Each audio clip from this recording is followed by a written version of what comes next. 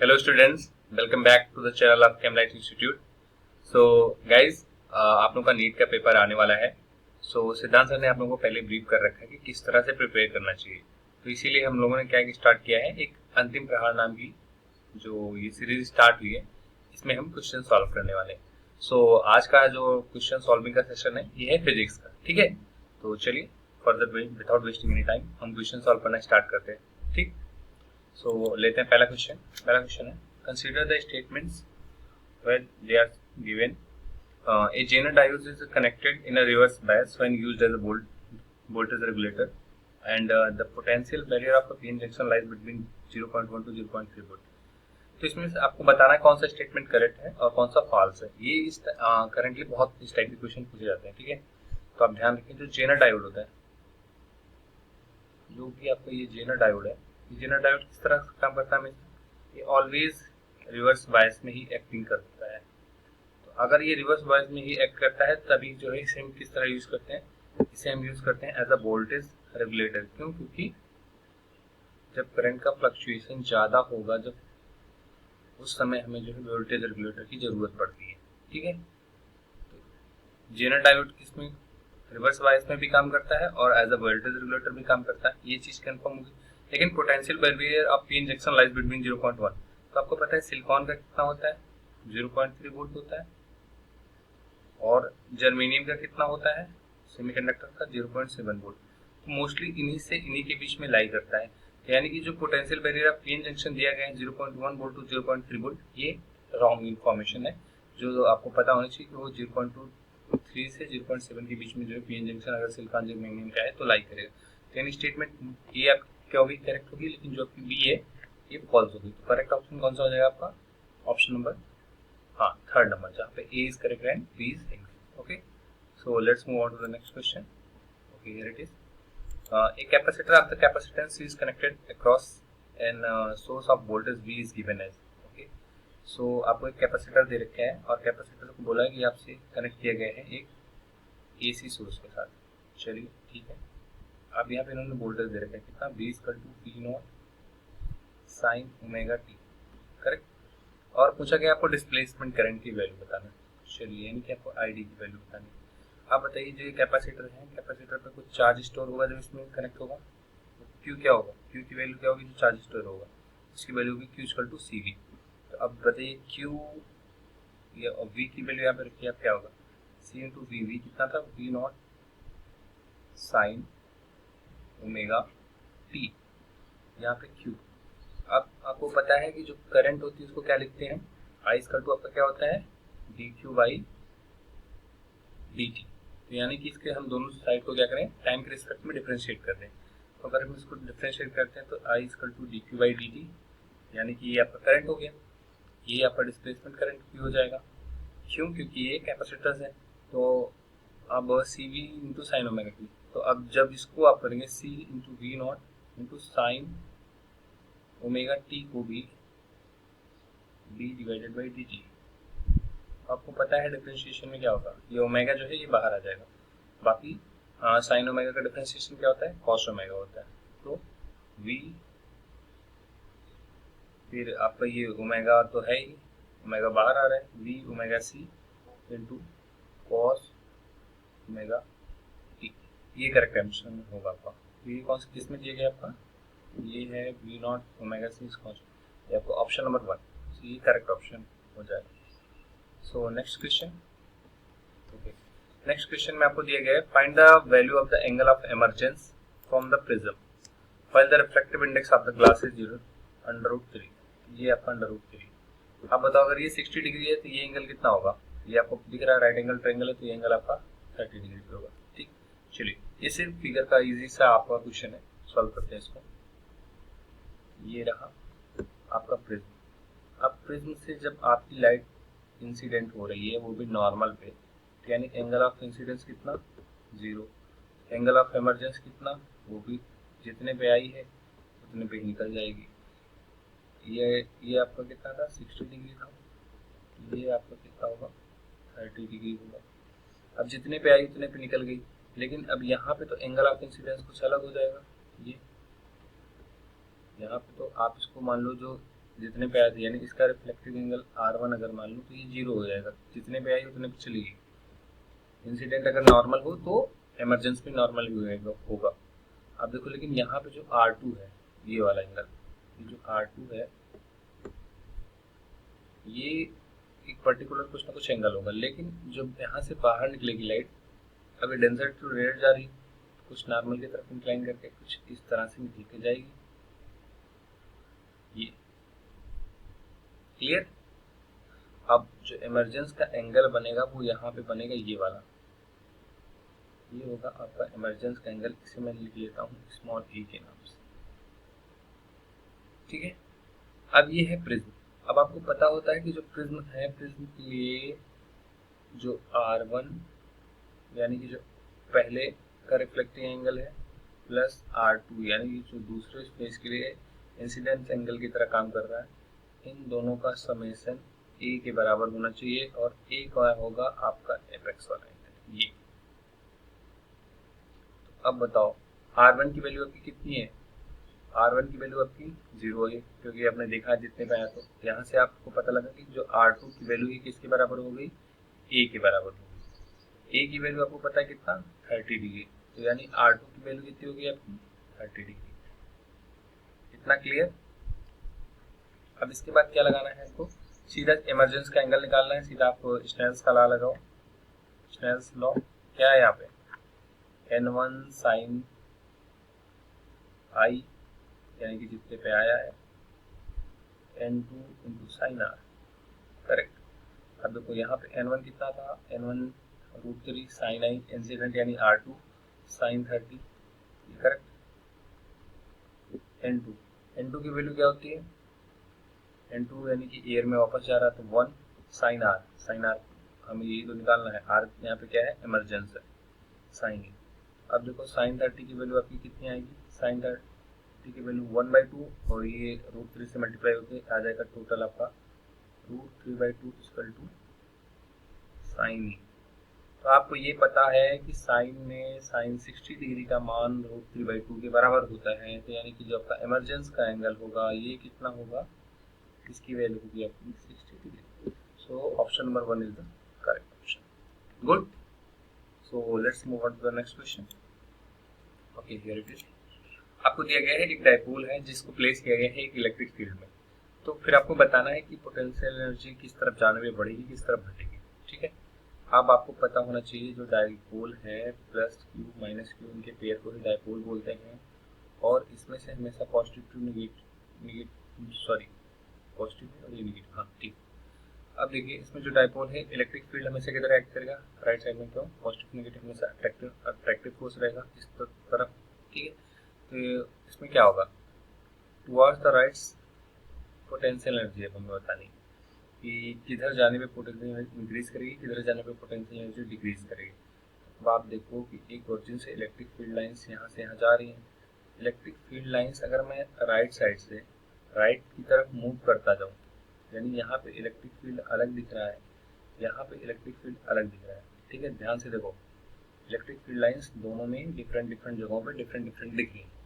एक पे ज़्यादा है, अगर मैं इसे E1 बोलूँ और इसे E2 बोलूँ, तो आपको दिख रहा है कि electric field lines at 1 are greater than electric field lines at E2, is it?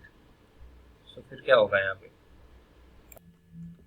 Okay, so E1 is greater than E2, क्योंकि यहाँ पे देखो जो इलेक्ट्रिक लाइंस है ऑलरेडी यहाँ पे पास है, ठीक है, और यहाँ पे जो माइनस वाले पे यहाँ पे काफ़ी दूर पे है, तो यहाँ पे जो E2 है ये कम हो जाएगा, और जो प्लस वाले पे है ये E1 ज़्यादा हो जाएगा। तो अब अगर ज़्यादा हो गया तो यानी इलेक्ट्रिक फील्ड आपका ऑलरेडी राइट हैंड साइड में होगा, towards right direction.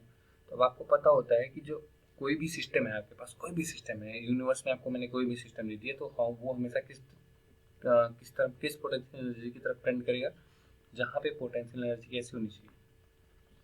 Potential energy must be minimum, यानी कि पोटेंशियल एनर्जी जब तक मिनिमम नहीं होगी तब तक कोई भी सिस्टम जो है खुद को देख नहीं सकता, यानी कि इस्टेब्लिश नहीं कर पाएगा। तब तक वो प्रोसीड करता रहेगा, पोटेंशियल एनर्जी जब तक उसकी मिनिमम नहीं हो जाती, और उसी डायरेक्शन में प्रोसीड करेगा। तो अब अगर इसको देखो, इसमें बोला गया है कि एनर्जी आपकी राइट हैंड साइड में होगी, और इसके बाद क्या होगा? पोटेंशियल एनर्जी आपकी मिनिमम होनी चाहिए। तो आप देखिए towards the left edge its potential will increase, नहीं ये तो हो ही नहीं सकता, पोटेंशियल इंक्रीज नहीं करेगी, हमेशा डिक्रीज करने वाले डायरेक्शन में होगा। तो इंक्रीज करने वाला आपका दोनों ऑप्शन इनकरेक्ट हो गया। अब देखो लेफ्ट में तो इसके है नहीं इलेक्ट्रिक फील्ड, सारे इलेक्ट्रिक फील्ड या फिर जो भी फोर्स है वो सारी किस डायरेक्शन में, राइट हैंड साइड में, यानी कि राइट साइड में। तो करेक्ट ऑप्शन कौन सा होगा आपका, ऑप्शन नंबर 2, क्योंकि towards the right and it's potential energy will be decrease. Okay, so this one is the correct option. Okay, so next question. Okay, here it is. इसमें दिया गया आपको कॉलम मैच करना है। तो रूट मीन स्क्वायर आपको पता है VRMS, यानी कि कोई भी गैसेस मॉलिक्यूल्स के लिए इसके लिए आपको निकालना होती है वेलोसिटी दी गई है, रूट मीन स्क्वायर वेलोसिटी, उसका फॉर्मूला क्या होता है, √3 RT बाई कैपिटल M। यहाँ पे स्मॉल m कब आएगा, जब ऊपर स्मॉल k आता है, इसको इस तरह से भी लिख सकते हैं बाई स्मॉल। अब कैपिटल M क्या है, कंप्लीट मोल्स जितने भी हैं सबका वेट, और m क्या है, केवल एक पर्टिकुलर स्मॉल मास का है, यानी मोल्स का है। फिर यानी कि आपका A का कौन सा करेक्ट हो गया, A के लिए आपको Q मिल गया, ठीक है। Pressure exerted by ideal gas, इसका फार्मूला क्या होता है, 1/3 NmV², या फिर इसी को आप बोल देते हो क्या, ये V² आप RMS की तरह कन्वर्ट करना पड़ता है, जिसको आप लिखते हो VRMS का स्क्वायर, और 1/Nm, इसको कैपिटल M भी लिख सकते हो, ये इसमें आप कन्वर्ट कर सकते हो। ओके, सो इसके आगे आपको क्या करना है, फिर आपको क्या दिया गया, average kinetic energy of a molecule. एक काइनेटिक एनर्जी है जिसका मॉलिक्यूल कितना होता है, कोई भी kinetic energy of any molecule is always 3/2 kT, this is in real 3 dimension. फिर आपका नेक्स्ट है total internal energy of one molecule in diatomic. Internal energy का फार्मूला क्या होता है, mu equal to F/2 R T। आप N भी लगा लेते हो यहाँ पे, अगर जो मान लो एक से ज़्यादा मॉलिक्यूल्स हो। तो आपको दिया गया है डायटोमिक गैस इसके लिए डिग्री ऑफ फ्रीडम कितनी हो जाएगी, 5। ओके, डायटोमिक है तो 5/2 N 1 मोल है तो 5/2 RT। सो अब आप मैच कर लो, A के लिए आपको Q मिल रहा है, P यानी कि जो आपका B था, B के लिए क्या मिला आपको, P मिला है। आई थिंक अगर केवल यही दो मिला लो तो भी आपको ऑप्शन मिल जाएगा, लेकिन हमने सारे कराए हैं क्योंकि जिससे कि आपको थोड़ी कॉन्सेप्चुअल क्लियरिटी बनी रहे। तो ऑप्शन नंबर आपका 1 नहीं, AR है नहीं, AQ है नहीं, हाँ ये AQBR ये देखा था, बट R है इसमें तो ये करेक्ट नहीं होगा, AQBP ये करेक्ट ऑप्शन होगा, option number 3। Okay, so let's move on to the next question. Okay, so in the next question it's given that there is a body which is executing simple harmonic motions. अगर कोई भी body simple harmonic motion कर रही है तो उसका क्या लिखते हैं, x equal to a sine omega t, ये लिखा जा सकता है। आप ओमेगा की जगह पे क्या लिख लो, फ्रीक्वेंसी यानी 2πn लिख लो या फिर 2πf लिख लो, जो भी आपको कंफर्टेबल हो। करेक्ट, मेरे हिसाब से f लिखो जिससे क्लियर रहता है फ्रीक्वेंसी क्या। फिर पूछा गया what will be the frequency of its potential energy. Potential energy क्या होगी, पोटेंशियल एनर्जी का फार्मूला क्या होता है, U इक्वल टू हाफ के एक्स स्क्वायर, इज इट। अब आप इसको कन्वर्ट करो 1/2 के एक्स स्क्वायर, यानी कि a, फिर ओमेगा की जगह पे आप क्या रख रहे हो, 2πf t, इसके पूरे का होल स्क्वायर, तो यानी कि क्या है 1/2 के a square into sine square. Correct, अब आपको पता है कि साइन स्क्वायर थीटा, इसको कन्वर्ट करना पड़ेगा आपको नॉर्मल साइन थीटा या कॉस थीटा में, तभी आप जो है इजीली फ्रीक्वेंसी बता सकते हो, अदरवाइज इस तरह से आप फ्रीक्वेंसी नहीं बता सकते। तो आपको पता है कि जो cos 2 थीटा होता है, cos 2 theta equal to 1 minus 2 sine square theta, is it. ये आपने पढ़ रखा है, क्लास 10 के फॉर्मूले हैं पे हैं। तो अब आप यहाँ से इसको बदलो 1 minus cos 2 theta divided by 2, ये आपका क्या आएगा, ये आपकी वैल्यू आएगी साइन स्क्वायर थीटा। करेक्ट, अब यहाँ से आप साइन स्क्वायर 2πft को भी इतने को आप पूरा थीटा मान लो तो क्या लिख सकते हो, 1/2 के a स्क्वायर। चलो तो यही सेम टू सेम रहेगा, लेकिन जो बाकी आएगा वो होगा 1 माइनस cos 2 थीटा, यानी कि 2 पाई, मैं इसको यहाँ पे लिख रहा हूँ 2 pi into 2f into T divided by, यानी कि इसको मैं एक बार यहाँ पे साफ साफ फिर से लिख रहा हूँ, क्या आएगा आपका 1 माइनस कॉस 2 पाई फिर 2f इंटू टी, कुछ ऐसा ही आ रहा है। देखो थीटा को अगर आप 2 से मल्टीप्लाई करोगे तो ये रहा वो 2। अब देखो आपकी जो फ्रीक्वेंसी किस हिसाब से वेरी कर रही है, आपकी फ्रीक्वेंसी वेरी कर रही है 2f के हिसाब से, यानी कि 2n के हिसाब से वेरी कर रही है। किसकी? पोटेंशियल एनर्जी की फ्रीक्वेंसी। तो ये आपका करेक्ट ऑप्शन कौन सा हो जाएगा? ऑप्शन नंबर 2, यानी कि पोटेंशियल एनर्जी जो है वो 2n फ्रीक्वेंसी के हिसाब से चेंज होगी। Good. So next question, here it is. यहाँ पे दिया गया है there is a what will be the equivalent capacitance of the combination as shown in figure. कोई बात नहीं, आसान से सवाल इसको सीधा लगाते जाते हैं। ये देखो यहाँ पे कैपेसिटर है, यहाँ पे कैपेसिटर है, ये दोनों सीरीज में है, उसके साथ ये पैरेलल में है। फिर आपको बताना है कि टोटल कितना है। चलो अब मैं इसको 1 बोल देता हूँ, इसको 2 बोल देता हूँ, इसको 3 बोल देता हूँ। 1 और 2 कैसे हैं? 1 एंड 2 सीरीज में, ठीक। अब सी दिया गया है, सीरीज में अगर कैपेसिटर हो तो उसका नेट इक्विवेलेंट कैपेसिटेंस कैसे निकालते? कुछ इस तरह से 1 बाई सी इक्विवेलेंट लिख रहा हूँ मैं। तो यहाँ पे क्या हो जाएगा? 1 बाई सी पहले का 1 का, 1 बाई सी दूसरे का। तो यहाँ पे आपका अगर 2 बाई सी, तो ये 1 बाई सी इक्विवेलेंट के बराबर है। तो आपका सी इक्विवेलेंट किसके बराबर होगा? सी बाई 2 के। करेक्ट। अब देखो अब ये दोनों का जो ये इक्विवेलेंट आया है, ये किसके साथ? ये 3 के साथ। कैसे? 3 के साथ एक किसमें जुड़ेगा? पैरेलल में। ये चीज आप समझ पा रहे हो? देखो ये इतना आपका सीरीज में है और इन दोनों का जो आएगा वो इसके साथ पैरेलल में जुड़ेगा। कंफर्म है ना? देखो पैरेलल में अगर जुड़ा तो कितना आएगा?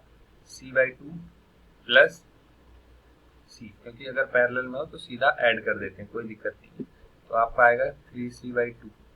ये आपका इक्विवेलेंट कैपेसिटेंस हो गया इस छोटी सी सर्किट का।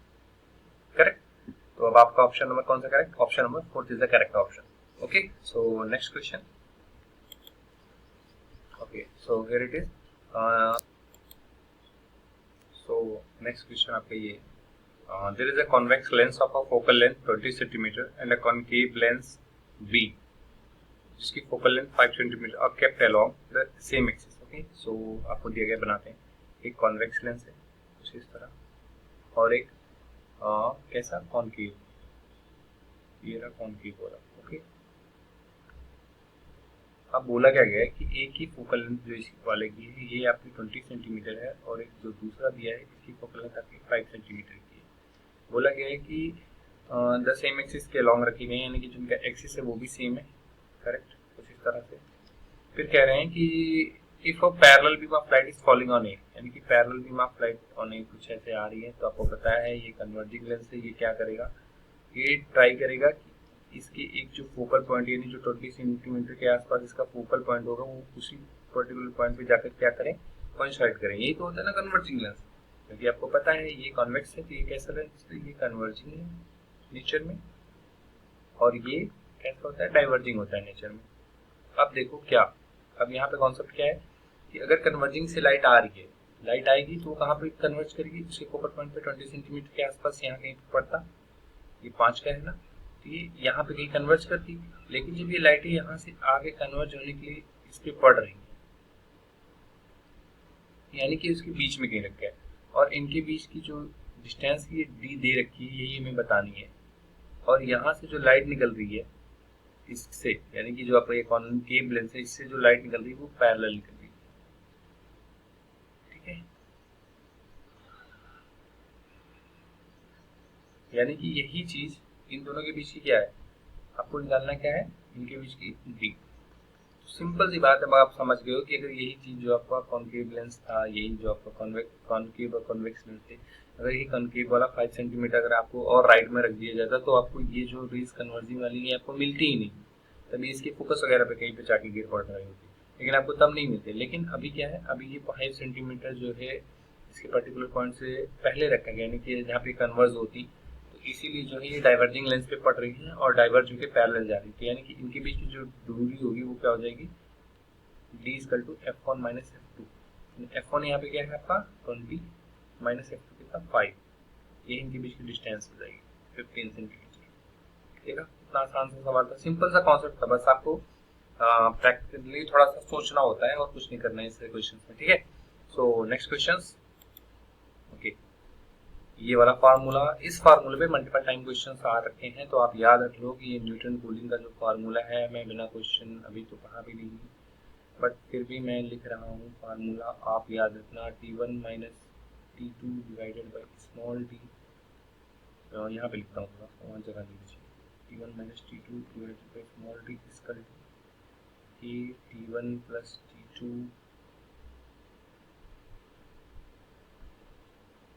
Divided by 2 minus small T not, कुछ ये इस तरह का इसका जो फार्मूला है।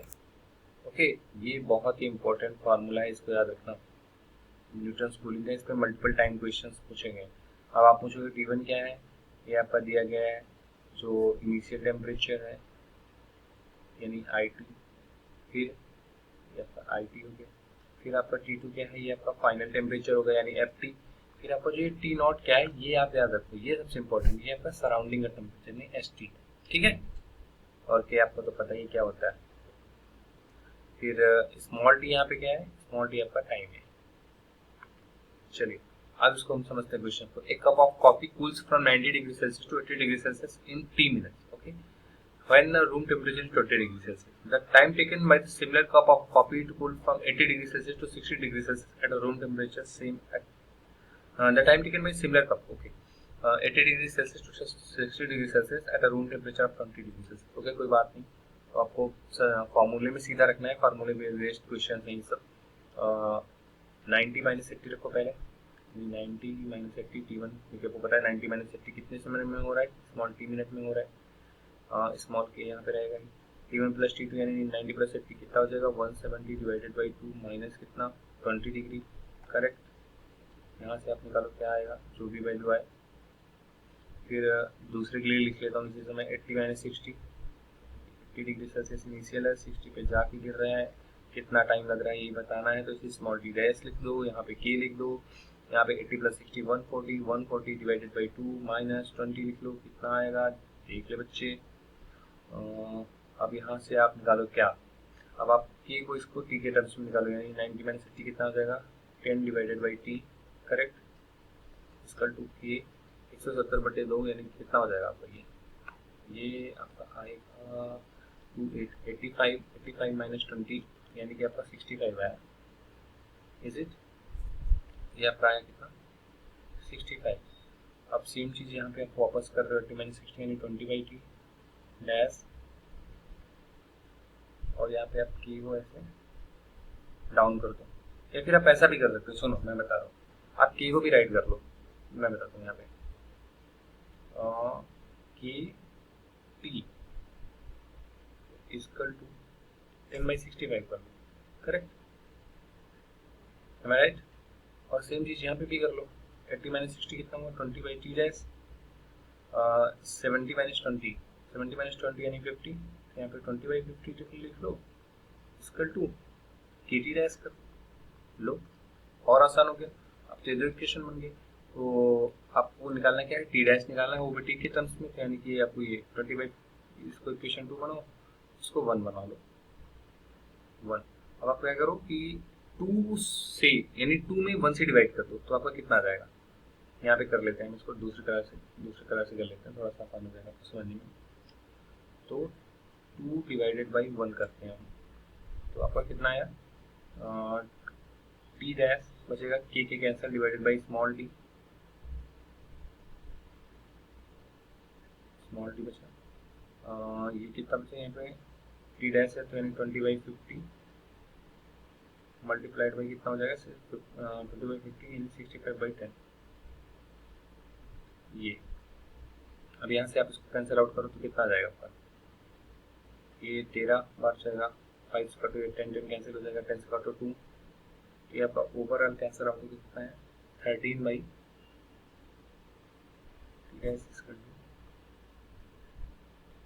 13/5 या फिर 10 आएगा, कोई एक सेकेंड। तो दूसरा 2 25 5 13 13/5, ये आपका फाइनल आंसर आएगा। एन टेक जो टी डैश की वैल्यू है ये आपकी कितनी है, 13/5 टी के बराबर है। मेरा सीधा फार्मूला बेस्ड क्वेश्चन है, बस थोड़ी सा घुमा फिरा के रखते हैं, यानी option number 2 is the correct. Next question. Okay, ये क्वेश्चन आपका यूनिट एंड डायमेंशन का, ठीक है, यूनिट एंड डायमेंशन का क्वेश्चन है, तो ट्राई करो इसको।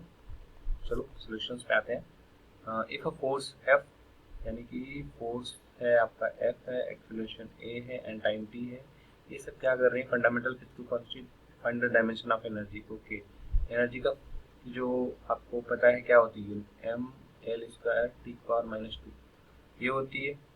फोर्स का क्या होता है, फोर्स की होती है आपकी एम एल टी पावर -2, हाँ एम ए करेक्ट। एक्सीलरेशन की भी आपकी क्या होती है, एल टी की पावर -2, टाइम का आपको पता है टी होता है। तो बस अब कुछ करना नहीं है, आपको एनर्जी को एफ ए टी के टर्म्स में लिखना है, यही पूछा है, तो आप लिख लो ऐसे, एफ की पावर आप ए कर लो,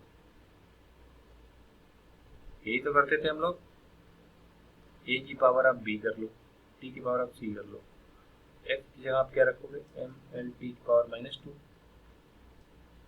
टोटल की पावर कितनी, ए, एल टी की पावर -2, इस टोटल की पावर कितनी, बी, टी की पावर सी है। अब देखो आपका जो m है इसकी टोटल पावर a है, l की पावर a प्लस b है, और जो आपका t है t की पावर -2a और -2a प्लस c, ये करेक्ट। अब देखो जो आपका ये आएगा ये सेम इस यूनिट के बराबर होगा, तो यानी कि आप इसके जो पावर्स हैं उनको कंपेयर कर लो। a इक्वल टू पहले m की पावर कंपेयर की तो 1 आया, 2 कब आया, तो a plus b equal to 2 आ रहा है। a अगर 1 है तो फिर यहाँ से अपन निकल गया कि b की वैल्यू भी 1 होगी। फिर t की पावर -2 है, t की पावर -2 यानी कि -2a plus c equal to क्या है, -2, तो करेक्ट। अब यहाँ पे देखो a की वैल्यू कितनी है 1, यानी -2 प्लस c, यानी कि -2 प्लस c इक्वल टू 2, यानी तो c की वैल्यू कितनी आई, c की वैल्यू आपकी आ रही है -2 से इधर गया तो ये +4 आ गई, 4 तो नहीं आनी चाहिए थी, एक second let me see it. Okay wait a minute, हमने मिस्टेक कहाँ पे किया है, इस पर्टिकुलर पॉइंट में अगर देखो तो t के -2 भी दिया है, यानी यहाँ पे -2 भी इंक्लूडेड होगा। अब देखो जब -2 भी इंक्लूडेड होगा तो -2 यानी कि -4, तो ये -4 है, ये -2 भी -2 है, टोटल कितना हो गया, और सामने ये -2 के बराबर है, ये ऑलरेडी -2, तो यहाँ से आपका जो c की वैल्यू आएगी -4, ये 2 के बराबर आएगी, ये 2 के बराबर आएगी, correct.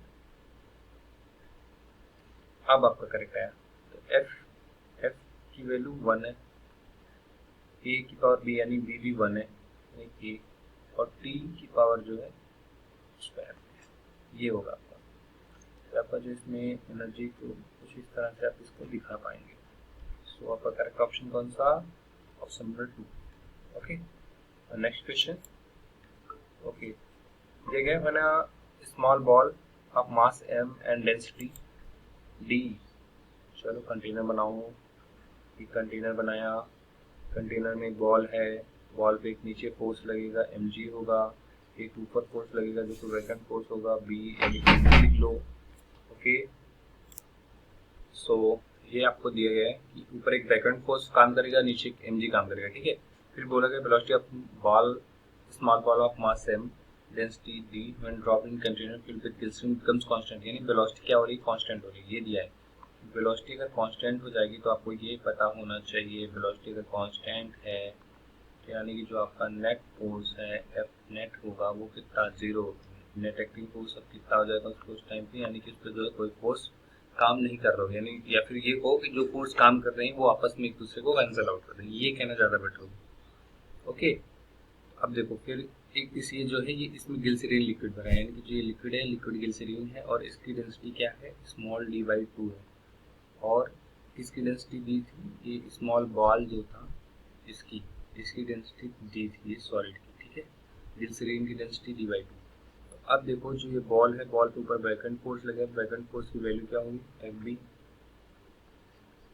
v rho of liquid into G. v rho of liquid यानी कि डेंसिटी कितनी है, d/2 डिवाइडेड बाई इंटू जी, यानी कितना आया v d/2 डिवाइडेड बाई। अब नीचे mg कितना रख देगा नीचे, यानी Fg फोर्स कितना होगा, ये mg लिखो, mg लिख करके आप क्या लिखोगे, v d into G, velocity, ये वॉल्यूम, सॉरी वेलोसिटी नहीं, ये वॉल्यूम है, volume into density equal to mass फिर इंटू जी, करेक्ट। अब मैंने कहा कि जो इस पे नेट एक्टिंग फोर्स होगा, जो नेट विस्कस, इस पे बोला गया what will be then the viscous force acting on it, कि इन दोनों के जो विस्कस फोर्स होगा यानी एफ बी जो होगा उसकी वैल्यू 0 होगी, और वो किसके बराबर होगा, एफ बी माइनस, सॉरी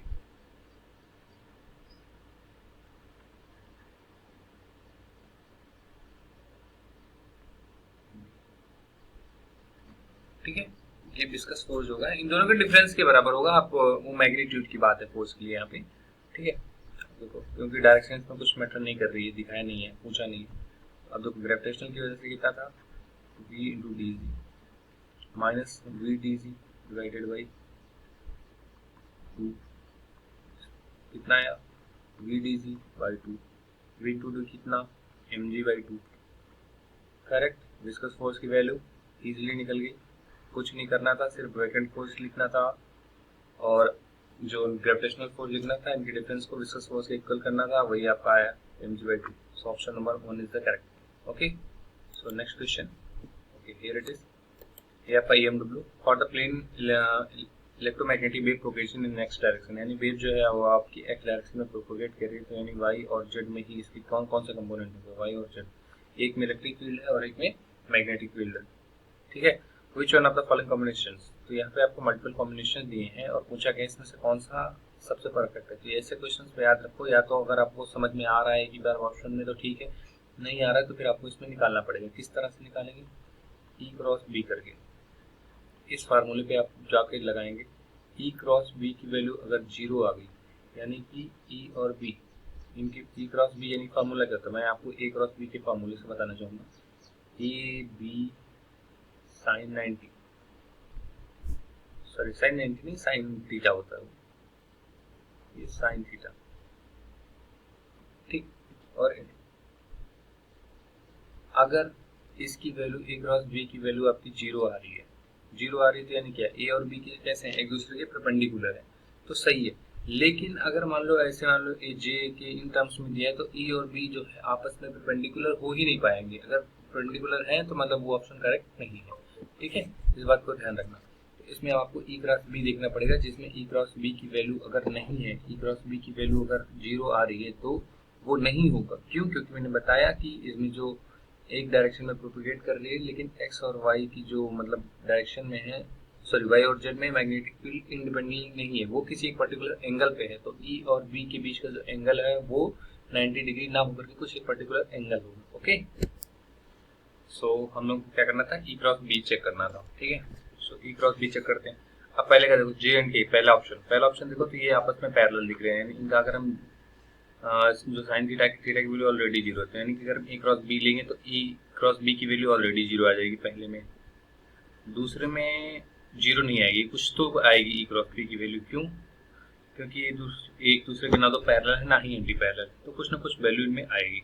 फिर आप देखते हैं थर्ड ऑप्शन, जी जे के और माइनस जे के, तो यानी ये देखो दोनों एक दूसरे कैसे हैं, एंटी पैरेलल है, तो यहाँ पे थीटा की वैल्यू 180 है, तो अगर 180 है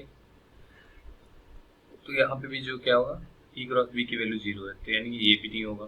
फिर आप चेक कर लो फोर्थ वाला माइनस ए के और माइनस ए के, इनके बीच में भी 0 डिग्री है, क्योंकि दोनों सेम ही है, तो यानी यहाँ पे जो इलेक्ट्रिक फील्ड और मैग्नेटिक, ये भी नहीं पॉसिबल, यानी ई क्रॉस बी की वैल्यू 0 है, तो ये भी नहीं पॉसिबल है यहाँ पे। क्यों, क्योंकि हमने पहले ही बताया, क्योंकि जो हमारा इलेक्ट्रिक फील्ड और मैग्नेटिक फील्ड है वो अलग अलग डायरेक्शन यानी कि 90 डिग्री पे हैं, इसके बावजूद वो दोनों क्या है कि वाई और जेड पे नहीं अलाइन करके किसी पर्टिकुलर एंगल पे अलाइन कर रहे हैं, तो उनके लिए ई क्रॉस बी की वैल्यू अलग अलग आएगी। तो अब देखो जिसमें 0 0 आ गया ये तो कैंसिल आउट हो गया, ये बी वाला ऑप्शन जो बच रहा है ई क्रॉस बी ये 0 नहीं है, तो यानी करेक्ट ऑप्शन आपका ऑप्शन नंबर 2 होगा। गुड। सो नेक्स्ट क्वेश्चन आपको क्या दिया है, a car starts from rest and accelerates at 5 meter per second at t equal to 4 seconds. The ball is dropped out a window by a person sitting in the car. What is the velocity and acceleration of the ball at t equal to 6 seconds? Okay, at t equal to 6 seconds पे आपकी ball की velocity बतानी है, कोई दिक्कत नहीं है। चलिए हम बताते हैं कि कार में एक आदमी बैठ गया, चलो लीजिए बैठिए कार में, आइए ये लीजिए, कार की विंडो से आपने एक बॉल ड्रॉप की और कितने पे ड्रॉप की है, एट टी इक्वल टू 4, यानी कि इनिशियली जो कार है, कार की इनिशियल वेलोसिटी क्या होगी, 0 नहीं होगी, तभी तो ये स्टार्ट हुई। तो अब देखो, तो कार की at T equal to 4 second पे वेलोसिटी क्या होगी, ये निकाल लेते हैं, कितनी होगी, v इक्वल टू u 0 है प्लस a 2, एक्सेलरेशन आपको दिया है 5 मीटर पर सेकंड स्क्वायर, तो 5 मल्टीप्लाइड बाई 4 यानी कि 20 मीटर पर सेकंड, ये इसकी वेलोसिटी कितने पे, t इक्वल टू 4। अब बॉल को इतने पे ड्रॉप किया गया, तो ये क्या करेगा, बॉल के लिए इनिशियल वेलोसिटी का काम करेगा। Then what will be the velocity at t equal to 6 second, ये आपको बताना है। ओके, सो इसकी जो ये थी आपकी वेलोसिटी बॉल की 4 सेकंड पे, जो इससे किसके थ्रू मिली है, कार के थ्रू, लेकिन कैसी वेलोसिटी है, हॉरिजॉन्टल वेलोसिटी है, यानी कि जिसे आपके बोलो vx जो है, जो हॉरिजॉन्टल वेलोसिटी मिली है, ये कौन सी मिली है, 20 मीटर पर सेकंड की, लेकिन वर्टिकल वेलोसिटी भी मिलेगी जब ये इससे ड्रॉप की जाएगी 6 सेकंड पर, ठीक है। अब देखो जब 6 सेकंड पे आप इसको ड्रॉप करोगे तो क्या होगा, जो बॉल है, बॉल पे एक नीचे ग्रेविटी एक्ट करेगी, तो उसकी वैल्यू कितनी हो जाएगी, फिर ऑप्शन में कहीं पे 10 ही, यहाँ पे 10 लिखा है, 10 मीटर पर सेकंड स्क्वायर ले सकते हो। वैसे आप एक बात और देखो, पता है जिस पे ग्रेविटी एक्ट करेगी वो कितना एक्ट करेगी, 10 मीटर पर सेकंड स्क्वायर, यानी बाकी में देखो एक्सेलरेशन की वैल्यू अलग दे रखी है, और इसी में इसकी वैल्यू क्या है, जिसमें आपकी ग्रेविटेशनल एक्सेलरेशन की वैल्यू दे रखी है 10 मीटर पर सेकंड स्क्वायर। सो आपका करेक्ट ऑप्शन ऑटोमेटिकली, अगर आप थोड़ा सा प्रेजेंट आप माइंड लगाएंगे तो आपको पता लग जाएगा कि जो आपका ऑप्शन नंबर 4 था यही करेक्ट है। अब देखिए बाकी कैसे आएगा वो हम आपको बता रहे हैं, 10 मीटर पर सेकंड स्क्वायर, ठीक है। अब देखो जो इसकी वी वाई है वो क्या हो जाएगी, u plus A T, correct. अब देखो ए पता है, टी पता है, u आपको 0 है, ये आप जानते हो, वी वाई इक्वल टू ए, यानी ए कितना हो जाएगा 10, टी कितना हो जाएगा 6, यानी कि कितना 60, करेक्ट, इतना आया आपका। अब आप क्या करो, जब की जो वेलोसिटी होगी वो क्या होगी, अंडर रूट वी एक्स का स्क्वायर प्लस वी वाई का स्क्वायर, है कि नहीं, ये आएगी। अब आप करके देखो, सेम टू सेम आएगा, 20 का स्क्वायर करोगे 400, 60 का स्क्वायर करोगे तो ये हो जाएगा आपका 36, बट एक सेकेंड, 36 आएगा क्या, नहीं 36 नहीं आएगा, क्योंकि ये टी जो वर्टिकल है, ये वर्टिकल वेलोसिटी तो केवल 2 सेकेंड, यानी कि 4 से 2 जो है उतनी देर के लिए है, तो यहाँ पे 2 रखोगे तो ये भी आपका 2 आएगा, करेक्ट। सॉरी ये मिस्टेक हो गई थी, तो यहाँ पे भी आपका 400 यानी कि अंडर रूट ऑफ 800, आपको पता है क्या आएगा, 20√2, ये आपका करेक्ट आंसर। देखा मैंने बोला ना कि आप सीधा ऑप्शन से ये लगा सकते थे, ये बहुत ही आसान क्वेश्चन था। So next one, next question, let us see क्या है। ओके, सो नेक्स्ट क्वेश्चन आपको दिया गया, देयर इज अ 3 रेजिस्टर, और इसके बाद पूछा गया रेजिस्टेंस R1 R2 और 3 connected as shown in figure, यानी कि जो आपका ये पहला वाला है, यहाँ पे एक R1, फिर ये जंक्शन, फिर एक यहाँ पे, और एक कुछ इस तरह से दिया गया, ठीक है। चलिए कोई बात नहीं, ये फिगर हो गया। फिर कह रहा है क्वेश्चन में कि आपको I3/I1 की वैल्यू निकालनी है, ठीक है। I3/I1 कैसे निकालेंगे, ईजी है, कुछ करना नहीं आपको, बेसिक। अब देखो जो ये ऊपर वाला है और ये जो नीचे वाला है, ये दोनों किसमें है, कनेक्टेड पैरेलल में, तो अगर पैरेलल में कनेक्टेड है तो इसका क्या होगा, आपको ये पता होता है कि पैरेलल में जब चीजें कनेक्टेड होती हैं रेजिस्टेंस उसमें पोटेंशियल सेम होगा, तो यानी कि I2 R2 यानी कि इक्वल टू I3 R3, दोनों पे पोटेंशियल सेम हो गया, ठीक है। आप क्या करो, यहाँ से I2 को I3 के टर्म्स में लिख लो, तो जो I2 की वैल्यू आ गई वो कितनी आ गई, I3 into R3 divided by R2, correct. अब आप बताओ ये जो पॉइंट है यहाँ का, जो जंक्शन पॉइंट है, जंक्शन पॉइंट पे क्या कॉमन है, यहाँ पे आपको पता है किरचॉफ का फर्स्ट लॉ लगा दो, I1 जो है ये किसके बराबर कर दो, I2 प्लस I3 के बराबर होगी, करेक्ट। अब I2 को आप सीधा यहाँ से रखो, I3 divided by R3/R2, I3 इसके बाद कॉमन ले लो तो यहाँ पे बचेगा R3 divided by R2 plus 1, I3 आपने पहले ही मैंने बोला कॉमन ले लो, ये रहा, ये फिर I1 डिवाइडेड बाई, यहाँ पे भी कुछ नहीं है। अब यहाँ से आपको निकालना था I3/I1, I3/I1 निकालने के लिए क्या, इसको सिंप्लीफाई करो तो यहाँ पे आ जाएगा R2 divided by R2 plus R3 is nothing but equal to I3 divided by I1। देखा कितना आसान सा क्वेश्चन था, बस आपको जो बेसिक पता है उसी पे ना। सो करेक्ट ऑप्शन हो जाएगा आपका option number 2। Okay, next question. Okay, so ये दिया है there is a from a circular ring of mass m and has a radius r and a corresponding 90 degree sector has been removed, the moment and inertia of the remaining part annexing passes through the cylinder। Okay, तो देखिए क्या कह रहा है कि आपके पास एक ring है, ठीक है, सर्कुलर रिंग का आपको पता है मोमेंट ऑफ इनर्शिया क्या होगा, अगर ये कहीं से भी कटा पिटा ना हो तो आपको पता है कि mr² होता है। ठीक, सिंपल क्लियर। अब कह रहे हैं कि आपको 90 डिग्री सेक्टर को रिमूव कर दे। 90 डिग्री सेक्टर यानी कि जो इसके एक्सिस से सेंटर से पास कर रही है, और एक ये कितना एंगल बनाएगा 90 डिग्री। 90 डिग्री सेक्टर आप रिमूव कर दिए, तो फिर आप बचे हुए पार्ट का बताओ, और बचे हुए पार्ट का जो है मोमेंट ऑफ इनर्शिया कितना आ रहा है, KMR, इसका स्क्वायर लिखा जा रहा है। ठीक है, तो आपसे पूछा गया K की वैल्यू क्या होगी। ठीक है भाई, बता देंगे, कोई दिक्कत नहीं, आसान सा सवाल है।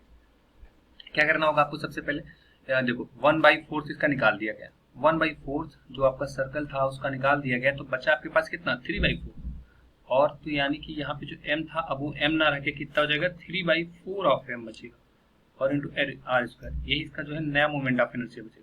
तो इसको किसकी तरह, किस टर्म्स में लिखा जा रहा था, इसको इस टर्म्स में लिखा जा रहा था KMR² के टर्म्स में। अब कंपेयर करोगे K की वैल्यू कितनी आएगी, K की वैल्यू आपकी आई 3/4। Is it correct? Correct option आपका option number 1। Okay, so next question. Okay, यहाँ पे दिया गया there is a step down transformer and connected to an AC main supply of 220 volt, यानी कि जो V इनपुट है VI, इसकी भी वैल्यू 220 दी है, to operate at a 11 volt and 44 watt lamp ignoring the power losses in transformer, what is the current in primary circuit. Okay, तो power कितना लग रहा है, 44 वॉट का लैम्प है, पावर कितना है 44 वॉट। ठीक, पावर पता है क्या होता है, V इंटू I होती है, तो V कितना दिया है 220, और आपसे इनपुट करंट पूछा है कितना IP, और पावर दे रखा है, तो यहाँ से IP आप निकाल सकते हो, इजी क्वेश्चन था, कुछ नहीं करना, सीधा फार्मूले में रखो 220 नहीं 44/220 करना होगा। ठीक है, ये आप सॉल्व करो, फटाक से आ जाएगा आंसर। तो मैं करके दिखाऊं तो 1/5 आएगा और 0.2 एम्पियर आ रहा है, ये आपका करेक्ट ऑप्शन, आई थिंक हाँ option number 1 is the correct option, क्योंकि 0.2 एम्पियर यहाँ पे आपका आंसर आ गया। Okay, so next question. ये पूछा गया है आपको एक रेडियोएक्टिव रिएक्शन दी गई है, A इसका टोटल मास और Z इसका एटॉमिक नंबर, फिर Z-1 हो रहा है यहाँ पे, फिर B बना, B से फिर आपका एक बार Z-3 हुआ, फिर C बना, और यहाँ से Z-2 हुआ तो D बना। तो आपको बताना है, तो आपको ये पता होना चाहिए कि Z-1 से Z-3 तक जाने में कितने का लॉस हो रहा है, -2 हो रहा है, Z से Z-1 जाने में -1, और Z-3 से Z-2 जाने में भी -1, सॉरी यहाँ पे +1 है, यस, क्योंकि आप देखो Z-3 से Z-2 जब जाएगा तब तो वो प्लस। सो हम लोगों ने क्या बात की जो यहाँ से -1 हो रहा है एक Z-1, अब देखो जो ये -1 है ये किस में होता है, ये -1 का जो आपका रेडियोएक्टिव डीके आएगा ये आपका आता है किसमें, बीटा प्लस के डीके में आपका जो एटॉमिक नंबर है वो 1 से डिक्रीज करेगा, लेकिन -2 का डिक्रीमेंट किस में आएगा, इसमें आता है आपका अल्फा में, किसमें, अल्फा में, और एटॉमिक नंबर अगर 1 से इंक्रीज कर रहा है तो यहाँ पे डिक्रीमेंट होता है किसका, एमिशन होता है यहाँ पे बीटा माइनस। ठीक है, अब देखो ये सीक्वेंस जिसमें मैच कर रहा हूँ, beta plus alpha beta minus, option number 3 is the correct option. Okay, so ये इस तरीके से आप इसको देख लो, लेकिन ये बात हमेशा ध्यान रखना, ये +1 वाला हमेशा फॉरगेटिंग करता है आदमी। ठीक है, तो आपको मेन फोकस इस पे रखना है कि ये हमेशा याद रहे। Okay, next question. So next question में आपको दिया है कि there is a water falls from the height of 60 meter at a rate of 15 kg per second to operate a turbine. The losses due to frictional force is 10% of input. यानी 10% जो input energy का है वो loss हो रहा है। तो आपको पता है कि P इक्वल टू क्या होता है, पावर W बाई टी, ठीक है। अब देखो W कितना लग रहा है, mgh डिवाइडेड बाई टी, ठीक है। सो अब वाटरफॉल कहाँ से कर रहा है, 60 मीटर हाइट से, तो यानी कि 60 जी आपको 10 लेना है, मास आपको पता नहीं है, ठीक है, मास इसमें दिया नहीं है। मास की जगह पे क्या दिया गया है, 50 ग्राम पर सेकेंड, यानी m बाई टी की वैल्यू एक सेकेंड में 15 m बाई टी की वैल्यू आपको 15 दी रहती है, तो यानी यहाँ से आपको P निकाल लेंगे, 15 6 90 9000, ये 9000 वाट जो है यहाँ से आया, या फिर आप इसको लिख सकते हो 9K वाट, करेक्ट। अब बोल रहा है कि ये आपसे जनरेट हो रहा है और कह रहा है कि जो losses due to the frictional force, frictional force की वजह से कितना लॉस हो रहा है, इसका 10%, यानी जितना जनरेट हो रहा है इसका 10% लॉस हो रहा है। तो इसका 10% लॉस होने के बाद भी कितना much power energy is generated by turbine, तो 10% इसका, यानी कि 90% जो है जनरेट हो रहा है, यानी कि 90% ऑफ पी यही जनरेटेड है, यही जनरेटेड है। तो इसका 90% आप निकालो, कैसे निकालोगे, 90 डिवाइडेड बाई 100, किसका, 9K वाट, 9K, तो यहाँ से आप निकालो, ये कैंसिल आउट हो जाएगा, तो आपको आएगा टोटल 8.1K, है कि नहीं, 8.1K वाट, ये आपका करेक्ट ऑप्शन हो जाएगा। सो अब आप देख लो कौन सा ऑप्शन करेक्ट है, ऑप्शन नंबर 2, ऑप्शन नंबर 2 क्या होगा, आपका करेक्ट ऑप्शन हो जाएगा, ठीक है। Okay, next question, a small block slides on a smooth inclined surface, okay, the plane is starting from the rest at t equal to 0, ये दिया है। So and let Sn be the distance traveled by the block in the interval t is equal to n minus 1 to t is equal to t plus 1, then the ratio of Sn upon Sn plus 1, okay, easy question है। आपको पता है कि कोई भी movement हो रही है तो nth मूवमेंट में डिस्टेंस ट्रेवल करने का फॉर्मूला क्या होता है, u plus a by 2 plus 2n minus 1, ये फार्मूला होता है आपका। फिर आपको कहाँ से निकालना है, let Sn be the distance travelled by the block in interval n minus 1 to n, ठीक है, in the ratio of Sn upon Sn plus 1, यानी कि n में कितना चला और n प्लस 1 में कितना चला। u इनिशियली क्या है, small block side on the inclined plane surface, यानी इनिशियली इसकी जो u है वो 0 है, तो यानी Sn की वैल्यू क्या बचेगी यहाँ पे, a by 2 plus 2n minus 1, correct. तो यहाँ पे आप रखिए Sn की n की जगह पे n होगा, a बाई 2n माइनस 1 हो जाएगा, करेक्ट। लेकिन जब n प्लस 1 आएगा तो a by 2 divided by 2 into n plus 1, ठीक है, और यहाँ पे माइनस, करेक्ट। अब a बाई 2 कैंसिल आउट हो जाएगा, तो यहाँ पे नीचे वाले पाएगा 2n प्लस 2 माइनस 1, यानी फिर ऊपर तो आपका आ जाएगा 2n माइनस 1, लेकिन नीचे आपका आ जाएगा 2n प्लस 1। सो इस हिसाब से आपका करेक्ट आंसर कौन सा हो गया, Sn अपॉन Sn प्लस 1 का ऑप्शन नंबर बी, दूसरा ऑप्शन आपका correct option, okay. So next question, okay, next question है, there is the polar molecules, यानी पोलर मॉलिक्यूल्स को कैसे मॉलिक्यूल्स हैं, ठीक है। तो जो पोलर मॉलिक्यूल्स होंगे, आप एक बात याद रखो, polar molecules like as water, ऐसे मॉलिक्यूल्स, ठीक है। इनमें क्या होगा, इनका जो डाइपोल मूवमेंट होगा हमेशा एग्जिस्ट करेगा, always exist dipole movement, always have dipole movement, यानी कि हमेशा ये बात आपको याद रखनी कि इनका जो डाइपोल मूवमेंट होगा वो हमेशा एग्जिस्ट करेगा। HCl HF ये सब आप केमिस्ट्री में पढ़ते हैं, सब डाइपोल मूवमेंट से, इनके आपका ऑप्शन नंबर 4 होगा करेक्ट ऑप्शन, क्यों सही है। ओके, नेक्स्ट क्वेश्चन, ये आपके सिलेबस में नहीं है इस बार, सो ये क्वेश्चन आप, ओके, सो ये दिया गया है, the electron concentration in n time semiconductor is same as the hole, दिया गया the electron concentration in n type semiconductor is the same as the hole concentration in p type semiconductor, an external electric field is applied them, then what will be the compare the current in them, current in n type, current in p type, okay। so इस बात को आप याद, तो आप इस बात को हमेशा याद रखना कि जो I इक्वल टू होता है, I क्या होता है, NeAVD, VD क्या होता है, म्यू इंटू E, ठीक है, यानी NeAμE। अब देखो जो म्यू है ये हो गया क्या, मोबिलिटी, ये है आपकी मोबिलिटी। तो जो इलेक्ट्रॉन्स होती हैं उनकी मोबिलिटी ज़्यादा होती है, mu is greater then mu H. तो तब बताइए जो इलेक्ट्रॉन्स की वजह से जो करंट होगी उसकी वैल्यू भी ज़्यादा होगी क्योंकि मोबिलिटी ज़्यादा है, लेकिन होल्स की मोबिलिटी कम होती है कंपेरेटिव टू किसके, इलेक्ट्रॉन्स के। तो इनकी यानी कि I E is greater than I H, यानी कि current in N type is greater than current in P type. So option number 3 one is the correct option, okay. So next question. Okay, so next question है आपका, there is a two charge spherical conductors of radius r1 and r2 and connected by wire. Okay, यानी कि आपका एक conductor ये है, दूसरा conductor आपका ये रहा, दोनों को आपने एक वायर से कनेक्ट कर दिया, एक पे रेडियस r1 दूसरे की r2।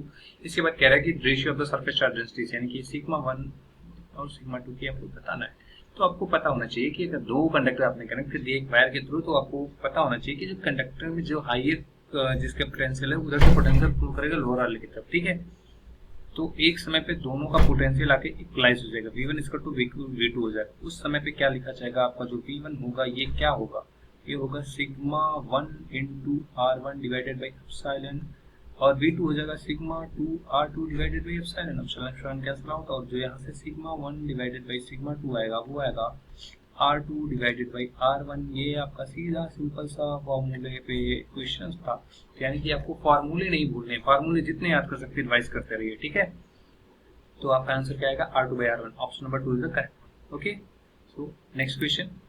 ओके, ये रहा आपका नेक्स्ट क्वेश्चन। नेक्स्ट क्वेश्चन में कह रहा है करंट कैरिंग केबल। ओके, यानी कि आपका जो एक करंट कैरिंग केबल है उसके लिए आप मैग्नेटिक फील्ड क्या होगा, हर जगहों पे डिफरेंट जगहों पे इसमें करंट फ्लो कर रही है आई, अब बताना है आपको। तो इंटरनल यानी कि अंदर के किसी भी पार्ट के लिए जो होता है ये होता है mu naught divided by 2 pi into I capital by R into small R, यानी कि directly proportional to small R होता है, B directly proportional to small R. कहाँ तक होता है, ये कैपिटल आर तक होता है। ठीक है, कैपिटल आर तक ये डायरेक्टली प्रोपोर्शनल होता है। इसके बाद ये कुछ इस तरह से डिक्रीज करेगा, यानी बी आउटसाइड का इस तरह से होगा, वो हो जाएगा 1 बाई आर स्क्वायर की तरह से बढ़ेगा, यानी कि बी आउट अगर आप लिखो तो क्या आएगा, mu naught divided by 2 pi into I by small R square. ये सीधा सिंपल सा फार्मूला, ये बाहर के लिए किसी भी पॉइंट के लिए, यानी अगर मैं इसको पी मान लूँ तो क्यू के लिए ये होगा और पी के लिए ये होगा। ये फार्मूला याद कर लेना और ये ग्राफ देखिए कुछ इस तरह का। कौन सा option correct, option number 3। Done. Next question.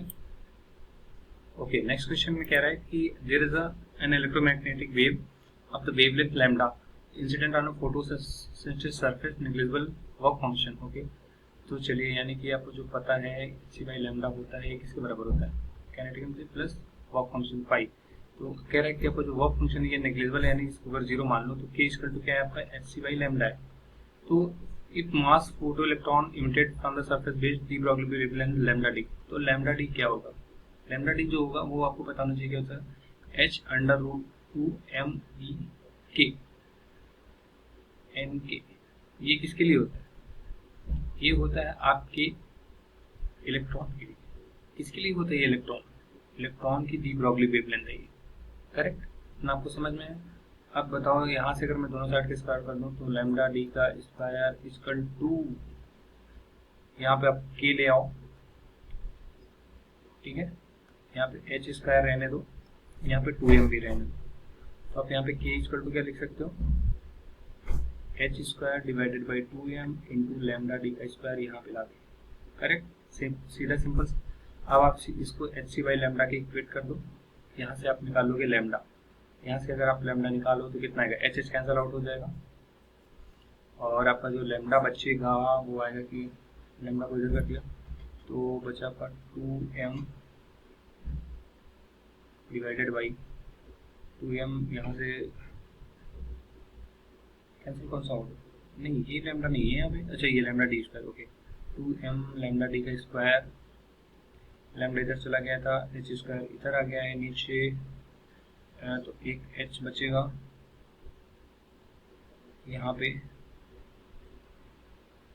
और एक सिंपल सा क्या बचा, यहाँ पे एक टर्म होगा जाएगा c। तो आपका जो बचेगा तो ये बचा 2m c divided by h into lambda D का स्क्वायर। ये आपका करेक्ट ऑप्शन जो भी दिख रहा है देख ले, ये option number 3। Okay, so next question, ये तो ऑलरेडी नोट कर लिया है। इसके अलावा जो नेक्स्ट क्वेश्चन आने वाला है वो रहिए, ठीक है।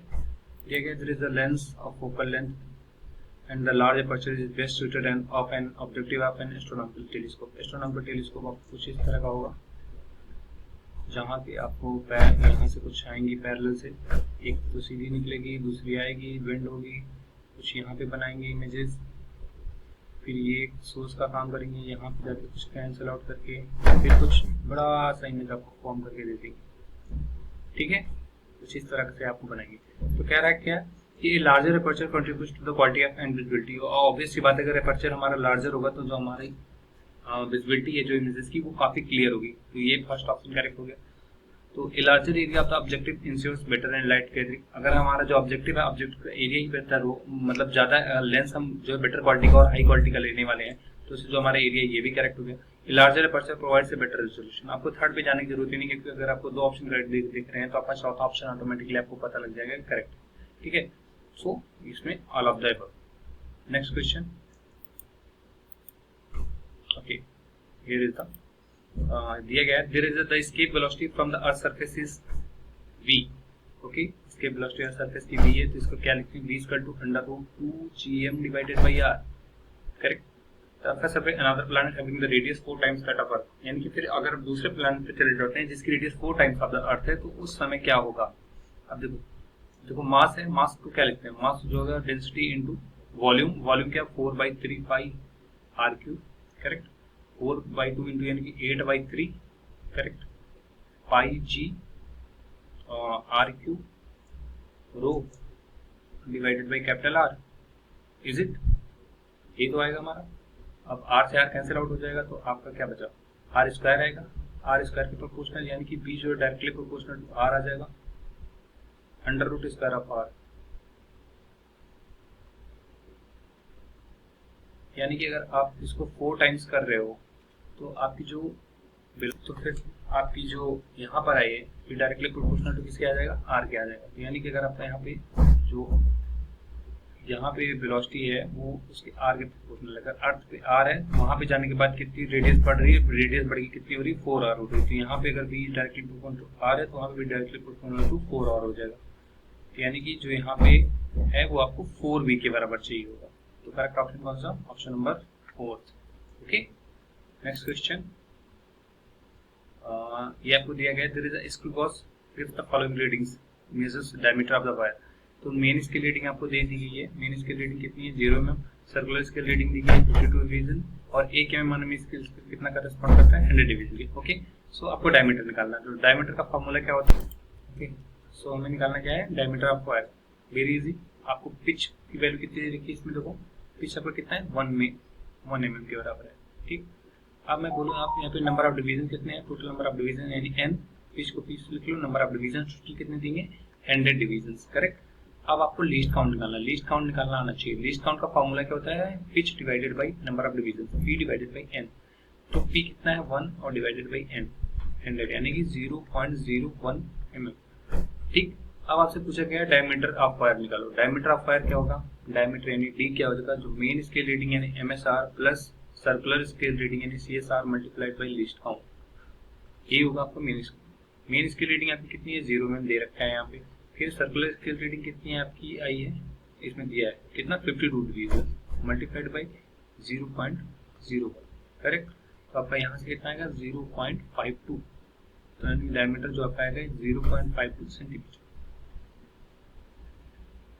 Wait a minute, is it mm? No, ये क्या है आपका, ये सेंटीमीटर में नहीं, ये mm में आया, वही मैं बोल रहा हूँ। ये आएगा आपका t इक्वल टू 0. क्योंकि आंसर आपका सारे सेंटीमीटर में है तो 0.052 mm में आ जाएगा। करेक्ट, तो ये आपका करेक्ट ऑप्शन हो जाएगा। सॉरी, सेंटीमीटर में आएगा, ये mm में आएगा आपका, ये सेंटीमीटर में आएगा, तो 0.052 करेक्ट आंसर लेता हूँ नंबर 4। जल्दी में देखो, आपको गलती में ये ध्यान रखना है mm और ये सेंटीमीटर का, अदरवाइज आप गलती करके आ जाओगे। पहला ऑप्शन आपको देखो गलत दिया हुआ है। ठीक, okay, so next question. Okay, ये रहा, जहाँ पे आपको बताना है कि एक तरफ आपको करंट इलेक्ट्रिसिटी का है, एक तरफ आपको कॉलम 1 बनाएगा, दूसरी तरफ कॉलम 2। आपको बताना है कि इसमें से कौन सा कॉलम या कौन सा जो मैच है वो सही है। अब तो करंट, सबसे पहले मैं लास्ट से स्टार्ट करता हूँ। करंट डेंसिटी को डिनोट करते किससे करते हैं, J से। ठीक है, J इक्वल टू क्या होता है, J इक्वल टू NEVD, ये करेक्ट होता है। ये फार्मूला आपने पढ़ा होगा। करंट डेंसिटी को कैसे लिखते हैं, J इक्वल टू NEVD, यानी कि जो D है, D के लिए कौन सा सही होगा, Q। तो Q इसमें किस में सही है, एक पहले में दिया और एक तीसरे में दिया था, यानी कि 2 और 4 तो ऑटोमेटिकली एलिमिनेट हो गए। ठीक है, अब आते हैं ड्रिफ्ट वेलोसिटी। ड्रिफ्ट वेलोसिटी क्या होती है, ड्रिफ्ट वेलोसिटी होती है आपका E capital E divided by M into small tau. ये कहाँ से आता है ये भी आपको पता होना चाहिए। टॉ क्या होता है, ये रिलैक्सेशन टाइम होता है। E बाई M यानी कि जो आपका QE करके होता है सी वहाँ से आ रही है, सॉरी MA से कर MA F equal to MA जो होता है वो है। अब देखो जो ड्रिफ्ट वेलोसिटी आपकी आ गई ये कितना आई, यानी कि जो आपका ड्रिफ्ट वेलोसिटी है वो किस में कनेक्ट हो गया, R में। A जो है R से और D जो है Q से, यानी कि पहला और तीसरा दोनों में कोई दिक्कत नहीं है। तो फिर V इलेक्ट्रिकल रेजिस्टिविटी और रिलैक्सेशन पीरियड, तो मुझे याद है रिलैक्सेशन पीरियड, तो मैं रिलैक्सेशन पीरियड पे चलूँ या फिर इलेक्ट्रिकल रेजिस्टिविटी पे ही आता हूँ। रेजिस्टिविटी यानी कि सिग्मा। आपको पता है कि जो J है इसको और कंडक्टिविटी के लिए क्या लिखते हैं, conductivity J equal to sigma into E होती है, इज इट। अब सिग्मा जब कंडक्टिविटी है तो J डिवाइडेड बाई E हो गया, लेकिन अगर कंडक्टिविटी ये है तो रेजिस्टिविटी यानी कि रो क्या होता है, रो होता है 1 बाई सिग्मा के बराबर, यानी 1 by sigma equal to E by J। Resistivity जो यानी कि आपका इलेक्ट्रिकल रेजिस्टिव B है जो वो किसके बराबर चला जाएगा, B चला जाएगा S पे, B इक्वल टू S पे किस पे, पहला option, option number 1 is the correct. Okay, so next question. Okay, so यहाँ पे दिया गया there is a spring stretch by 5 centimetre by force of 10 newton, यानी कि फोर्स आपको दे रखा है, the time period of the oscillation when mass up to it is very easy. Okay, so आपका यहाँ पे क्या है कि जो आपकी स्प्रिंग स्ट्रेचर है 5 सेंटीमीटर, यानी कि x जो है आपका 5 सेंटीमीटर है, 5 सेंटीमीटर यानी कि 5 इंटू 10⁻² मीटर आ गया। फिर आपको फोर्स कितना दिया गया है, फोर्स आपको 10 न्यूटन का दिया गया है, और फिर आपको जो ऑसिलेशन हो रहा है मास कितना है, मास आपका दिया गया है 2 kg, ठीक करेक्ट। चलिए अब हम यहाँ से क्या निकालते हैं, F इक्वल टू क्या होता है, फोर्स जो स्प्रिंग फोर्स वो होता है kx, ठीक है। अब आप देखो k निकाल लो यहाँ से, F बाई एक्स। F कितना है आपका, F की वैल्यू आपकी है 10, x की वैल्यू आपकी है 5 मल्टीप्लाइड बाई 10⁻², करेक्ट। यहाँ पे 1000 यानी कि आपको यह हो जाएगा 200 न्यूटन पर मीटर, करेक्ट। ये आपकी k की वैल्यू आ जाएगी, ठीक है। अब आप यहाँ से निकालो t, टाइम पीरियड, क्योंकि आपको टाइम पीरियड निकालने के लिए बोला गया है ना क्वेश्चन में, what is the time period, 2 pi under root m by k, ये होता है फॉर्मूला सीधा टाइम पीरियड का। तो 2 pi under root m, m की वैल्यू कितनी है 2 है, k की वैल्यू 200, यानी कि 1 बाई कितना 100, यानी कि 2 pi by divided by 10, is it. अब देखो 2 पाई यानी कि 6.28, क्योंकि 3.4 multiplied by 2 equal to 6.28 divided by 10 equal to यानी कि 0.628, ये आपका आएगा 0.628 सेकंड, यानी कौन सा ऑप्शन करेक्ट हो जाएगा, option number 4 is the correct option. Okay good, so next question. Okay, ये आपका इलेक्ट्रोस्टैटिक्स का question. 27 drops of the same size are charged at 220 volt, यानी कि 220 वोल्ट पे जो है चार्ज की जा रही है, यानी कि जो इनका स्मॉल जो ये चार्ज हो रहे हैं उसमें इसका कितना है पोटेंशियल 220 वोल्ट, करेक्ट। आप कह रहे हैं इनको चार्ज कर रहे हैं और कंबाइन करके एक बिगर ड्रॉप बना रहे हैं, यानी कि मान लो अगर मैं कह रहा हूँ स्मॉल ड्रॉप की रेडियस R है तो बिगर ड्रॉप की रेडियस कैपिटल R है, ठीक। इसके बाद कह रहे हैं कि बनाए जा रहे हैं टोटल, ठीक है। चलो भाई वॉल्यूम तो सेम रहेगा, यानी कि 4/3 पाई r³ अगर मैं ये करूँ और इसमें मल्टीप्लाई करूँ 27 का, तो ये आपको 4/3 कैपिटल पाई r³ के बराबर होगा, क्यों, क्योंकि टोटल वॉल्यूम तो सेम होने वाला है चार्जेस का, चाहे इधर बना लो चाहे उधर जोड़ के बना लो, ठीक है।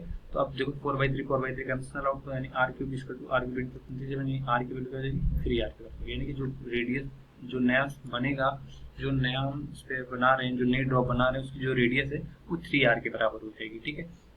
और इस समय जो पोटेंशियल होगा यानी बिगर ड्रॉप का पोटेंशियल हो क्या हो जाएगा k capital Q divided by r। तो अब देखो कैपिटल Q की वैल्यू कितनी हो जाएगी 27 इंटू स्मॉल q की जो चार्जेस थे उनकी स्मॉल q की वैल्यू दी हुई है, सॉरी दी नहीं मतलब स्मॉल q के बराबर हो जाएगा, तो k इंटू 27 स्मॉल q। अब देखो कैपिटल R किस में आ रहा है, स्मॉल 3r में, तो यानी कि आप इसको लिख सकते हो 27 डिवाइडेड बाई 3 यानी कि 9 into KQ divided by r small.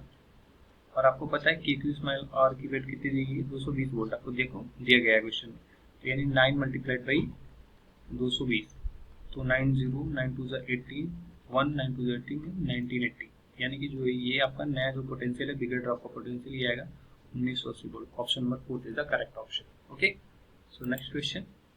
Okay, here it is, there is a क्या दिया गया है, एक पार्टिकल है जो एक सर्कल में मूव कर रहा है जिसकी रेडियस r है और एक यूनिफॉर्म स्पीड से मूव कर रहा है और टाइम t समय ले रहा है 1 रेवोल्यूशन में, यानी कि पूरा जो चक्कर मारने में एक जो है t समय ले रहा है। If this particle were projected with the same speed, okay, at angle theta to the horizontal, then the maximum speed of the height attained by it is equal to 4, यानी कि जो मैक्सिमम हाइट ये attain कर रहा है वो 4 और are attain करता है, ठीक है। देन द एंगल ऑफ, देखो जो ये क्या हो जाएगा यहाँ पे, अगर मैं स्पीड की बात करूँ उसकी स्पीड कितनी हो जाएगी यू, और ये टोटल कितना है डिस्टेंस 2 पाई आर, और कितने समय में 30 समय में कंप्लीट कर रहा है, तो ये इसकी क्या हो जाएगी वेलोसिटी।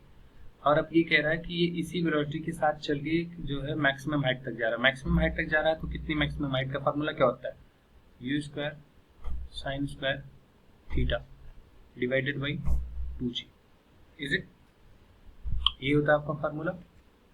अब अगर ये हो गया आपका फार्मूला, और ये ही जो है किसके इक्वल है 4r के इक्वल है, करेक्ट। अब आप यहाँ पे रख के देख लो, यू स्क्वायर की जगह पे 2 पाई आर डिवाइडेड बाई इतना, देखो 4r की जगह पे आप क्या करो 2g है, ठीक है। यू साइन स्क्वायर थीटा को आप इधर ले आओ, एक तरफ कर लो, यानी 4/2, इसको एक चेंज करना पड़ेगा आपको, यानी 8rg equal to U square sine square theta, यहाँ पे साइन स्क्वायर थीटा ऐसे रहने दो और डिवाइडेड बाई यू स्क्वायर कर लो, 8rg equal to U square यानी कि 2/4 pi R square, 4 pi R square, T square भी आएगा लेकिन टी स्क्वायर ऊपर चला जाएगा, तो अब देखो 4 से काटोगे तो 2 बचेगा यहाँ पे, तो यहाँ पे आपका जाएगा 8 से तो 2 capital R small G T square divide, अब आर भी कैंसिल आउट हो जाएगा, तो ये वाला आर तो नहीं रहेगा, तो 2gt square divided by pi R, ये आपके साइन स्क्वायर थीटा के बराबर है। तो अभी आप यहाँ से चाहो तो साइन थीटा लिख सकते हो, सॉरी सिर्फ थीटा की वैल्यू लिखो, स्क्वायर है तो इधर पहले बाहर कर दो इसको, तो अंडर रूट में आ जाएगा ये 2g divided by pi R into T square पूरे का पावर 1/2, इसके बाद साइन इनवर्स, ठीक है। यहाँ पे पाई का स्क्वायर है तो आपको देख लेना, ठीक है।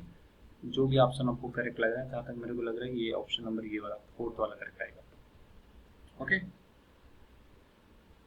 सो नेक्स्ट क्वेश्चन, चलो ठीक, ये रहा आपका क्वेश्चन नंबर, ये लास्ट क्वेश्चन होने वाला आज का, ओके। सो क्वेश्चन में क्या दिया गया है, there is a uniform conductive wire of length 12 okay, जिसका रेजिस्टेंस आपका कलर दिया गया है, wound up a current carrying coil, एक पहले इक्विलेटरल ट्रायंगल, यानी पहले ए के केस में देखो ट्रायंगल बनाया गया है, तो इसमें टोटल कितना कंज्यूम होगा 3a कंज्यूम होगा, जब स्क्वायर बनाया जाएगा तो कितना कंज्यूम हो जाएगा 4a के हिसाब से होगा। फिर कह रहे हैं magnetic dipole moments of the coil in each cases, okay. तो देखो मैग्नेटिक डाइपोल मोमेंट का फार्मूला क्या होता है, m equal to n/NIA, n क्या है number of turns, okay, n क्या होता है नंबर ऑफ टर्न्स, करेक्ट। अब देखो नंबर ऑफ टर्न्स जब 3 होगा, यानी कि एक बार आप जब बना रहे हो उसको तो 3a लगेगा, ठीक है। अब 12 आपकी लेंथ है तो क्या कितना टोटल नंबर ऑफ टर्न्स कितना हो जाएगा 12a डिवाइडेड बाई 3, यानी कि कितना आएगा 4 मल्टीप्लाइड बाई आई की वैल्यू आई और a की वैल्यू a क्या है इसका, a इसका इक्विलेटरल ट्रायंगल का स्क्वायर एरिया, इक्विलेटरल ट्रायंगल के स्क्वायर का area under root 3/4 sorry 3/4 a square, तो यहाँ पे मल्टीप्लाई करो 3/4 a का स्क्वायर, 4 कैंसिल हो जाएगा तो आपका क्या आएगा under root 3 I a square, ये आपका आएगा पहले वाले में a में। अब जगह 4a है तो 12a डिवाइडेड बाई 4a करो इंटू आई, ए एरिया कितना हो जाएगा इसका स्क्वायर है तो यानी कि कितना a स्क्वायर, तो यहाँ पे ये कैंसिल आउट होगा 3i a स्क्वायर, ठीक है। देख रहे हो कितना आसान सा क्वेश्चन है, देख लो किसमें सही है, क्वेश्चन नंबर आपका ऑप्शन नंबर 1 ही सही लग रहा है, हाँ ऑप्शन नंबर 1 करेक्ट हो जाए, ठीक। सो आज वाली सेशन हम यहीं पे एंड करते हैं, बाकी आपको नेक्स्ट सेशन में मिलते हैं, तब तक के लिए आप प्रैक्टिस करते रहिए और गुड बाय, थैंक यू।